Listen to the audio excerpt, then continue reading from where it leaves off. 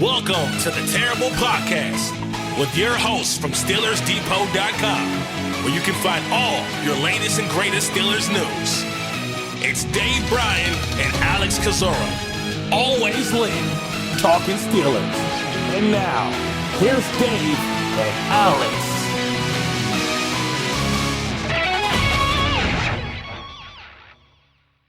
Welcome to the Terrible Podcast, another special edition of the Terrible Podcast, Pittsburgh Steelers Training Camp 2026. I am Dave Bryan from SteelersDepot.com, and with me, as usual, Alex Kozora for yet another trip fresh off of yet another trip from Latrobe, Saint Vincent College to watch what really, they termed as a practice today, but more of a walkthrough at practice. Today is Saturday. Today is August the 15th. It is 10:30 in the West Coast time. That would make it, I guess, 1:30 in the East Coast time.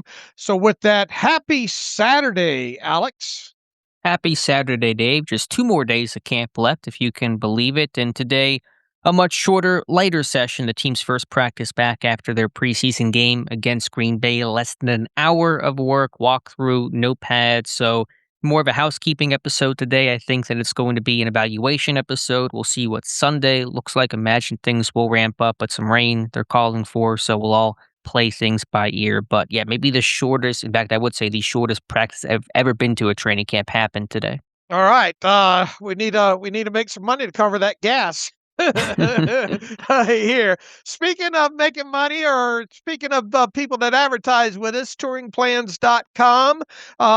Those fine folks over there have been a long-time sponsor of the special editions of the Terrible Podcast. So with that, anytime anyone is thinking about making a trip to Disneyland, Disney World, any of the Disney cruise lines, anytime Disney pops up into your head, you should be thinking of touringplans.com.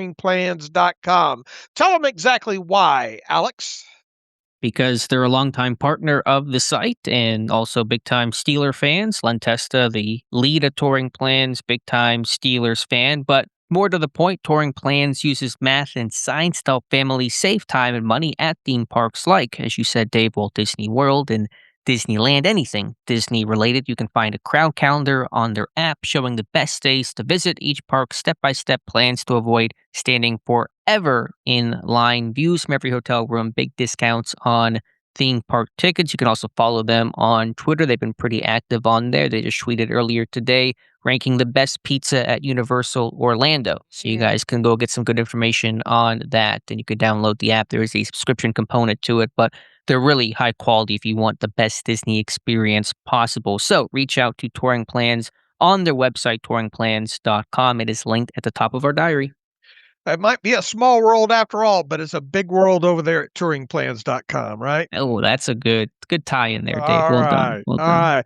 right. We usually like to start this off with a kind of a housekeeping portion of the podcast, special edition. And we will start, though, before we get into the injuries and who practiced and who not. We're not going to get to a longer kind of breakdown of this probably until the Monday morning show. But the Steelers on Friday night, it was reported that they signed Keanu Benton to a 4-year, $72 million extension with the team. We don't have the details of that. Obviously, that breaks out to an $18 million new money average. He now has the same new money averages as Cam Hayward does. Cam Hayward obviously had his contract, adjusted or and extended by a year earlier in the offseason. So that's an interesting note there. A little bit higher yearly average. Look, I didn't think Benton was going to get a deal done at all, but they have now gotten it done. It is a new money average of $18 million.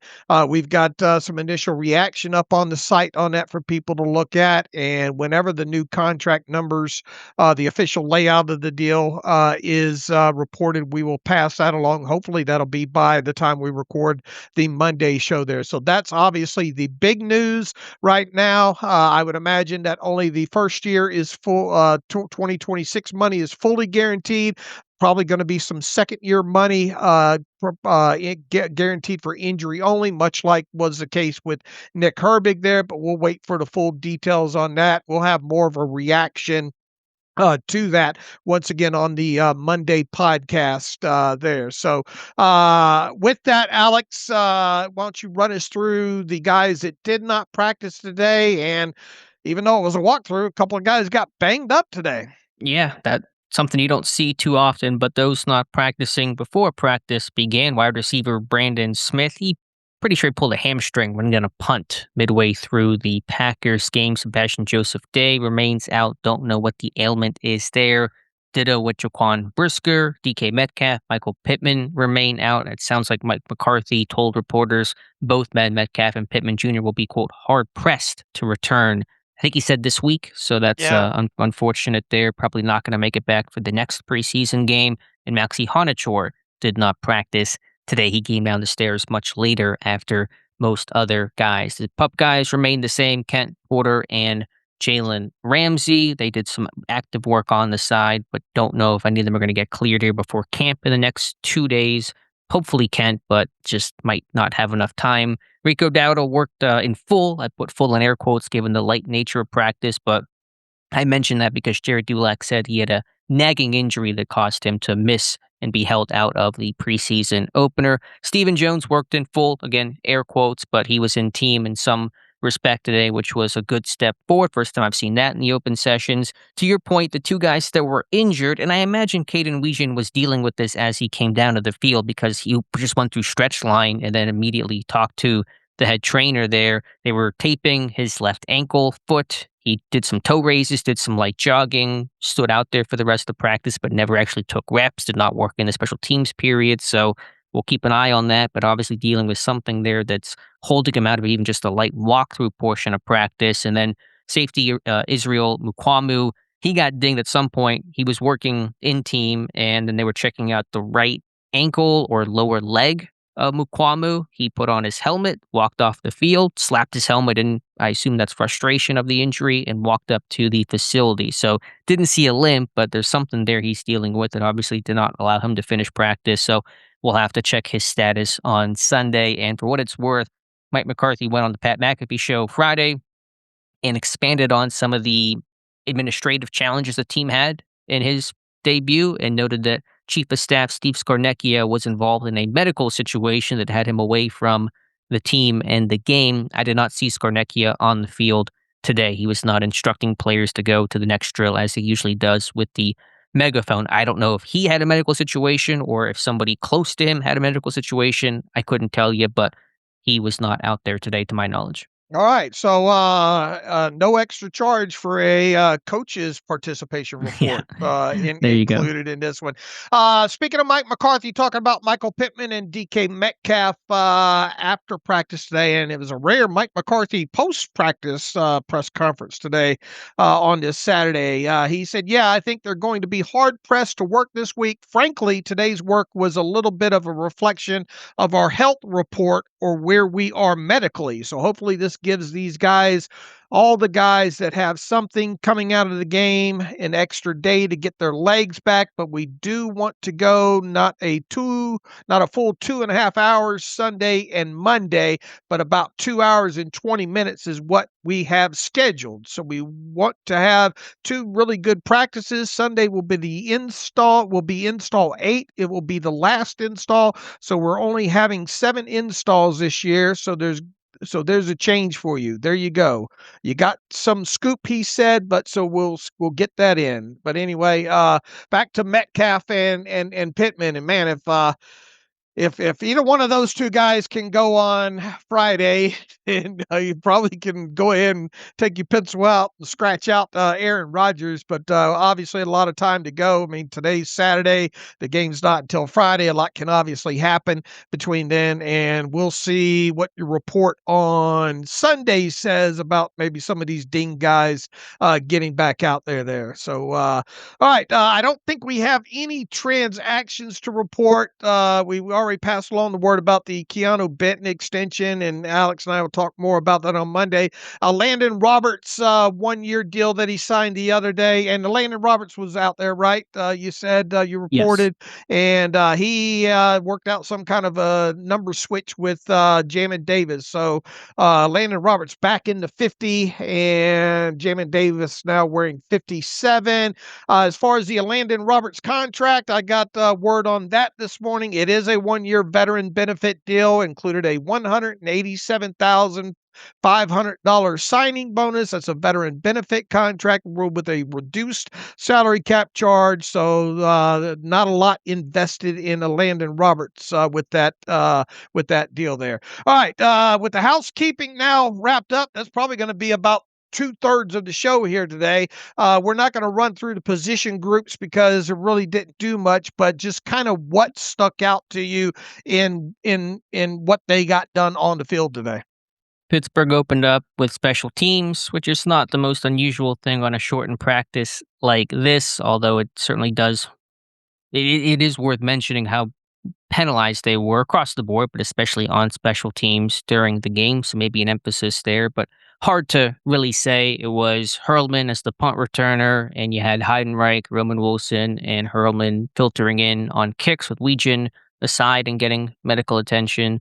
Maybe a little more work for Caleb Johnson today in terms of carries and just offensive snaps in this light walkthrough. It's really hard to glean if that's intentional or if that'll continue or what that means or does not mean, but just want to at least mention that as one small note today. Levi Wentz a couple of catches during the team session, but no defensive resistance makes that pretty hard to evaluate. Status quo on special teams in terms of Travis Homer working first team, personal protector, Peyton Wilson, Cole Holcomb, the wings, as you said, Landon Roberts working in team today.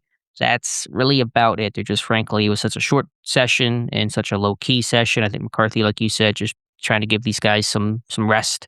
Sounds like they're going to ramp things up here the next 2 days. So we'll take it from there. It really seems like those early practices, 10:15 start time today. I think day 3 was a 10:30 start time is kind of the signal that it's going to be a pretty lighter session. So felt bad for fans. I know there were a lot of fans on a Saturday, the last Saturday of training camp. And even when I walked out of campus, there were people checking in, not realizing the practice was over. And so I had a friend who goes to camp every year from out of state that was here for just today only and didn't get much of a show. So obviously McCarthy has to focus on the players and what serves them best. But I do feel bad for the fans that I'm sure many made a big trip today and didn't get to see a whole lot. What would Mike Tomlin think of this camp, huh? Yeah, I mean, and we'll talk about it more, I'm sure, when camp wraps up. That's going to be one of my big takeaways is just how different this camp was. And again, McCarthy has to do what serves the players the best. It is a veteran-laden team, and so there's some value in maybe a lower key camp and lower intensity where these guys will be fresher towards the end of the season. Maybe that's one way to look at it. But from a viewing standpoint, from our standpoint, from a fan standpoint, it's been a less eventful and just frankly a little less interesting training camp. If they go out every week and score 28 plus points in a game, though, give me more of it. Sure. Yeah. Proof's in the pudding. But all right, Alex, we'll definitely, you said there's some prospects of rain tomorrow morning. Yeah. It looks like a good chance it's going to rain. The question will just be how much. Will that push the team inside? Hopefully not, because I think when they go inside, it's just walkthrough, basically. They're not in pads. It's a lighter practice, and so you'd hate to have back-to-back light practices before the next preseason game, but we'll have to wait and see. All right.